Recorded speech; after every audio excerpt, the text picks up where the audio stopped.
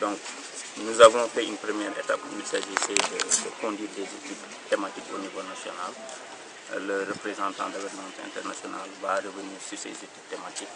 Mais pour cet atelier zonal, qui concerne la deuxième partie de ce processus, il s'agit d'approfondir la caractérisation des zones humides de la Casamance et du bassin de la Mandé, de ressortir les actes d'intervention en termes d'action prioritaire et au-delà de mettre en place un comité zonal Ramsar à l'instar du comité national Ramsar qui va regrouper l'ensemble des parties prenantes, que ce soit les acteurs institutionnels, la société civile, les collectivités locales, les producteurs et le secteur privé.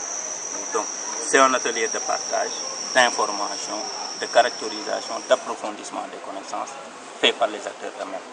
Dans l'optique, c'est d'avoir un plan d'action quinquennal pour les 5 prochaines années qui va donner les orientations en matière de gestion et de conservation des zones humides. L'approche, elle est holistique, mais on s'est fondé, on s'est arrimé sur la territorialisation des politiques publiques. On a découpé le Sénégal en 6 zones écogéographiques.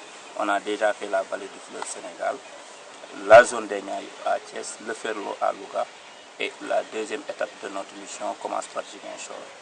Et nous allons continuer pour faire les autres régions. Il y a une frange maritime très riche. On a le fleuve Casamance et tous les affluents connexes.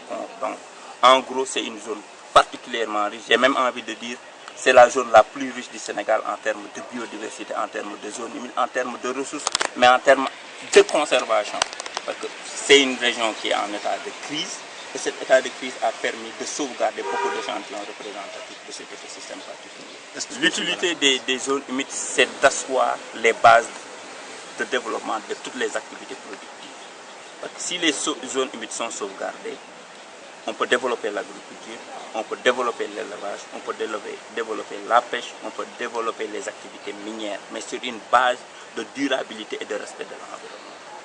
Donc c'est là la nouvelle gouvernance faite prônée par le chef de l'État qui va dans le sens de promouvoir aussi bien les activités de conservation que les activités productives qui créent de l'emploi, qui créent de la richesse et qui créent des revenus au bénéfice des populations à la base.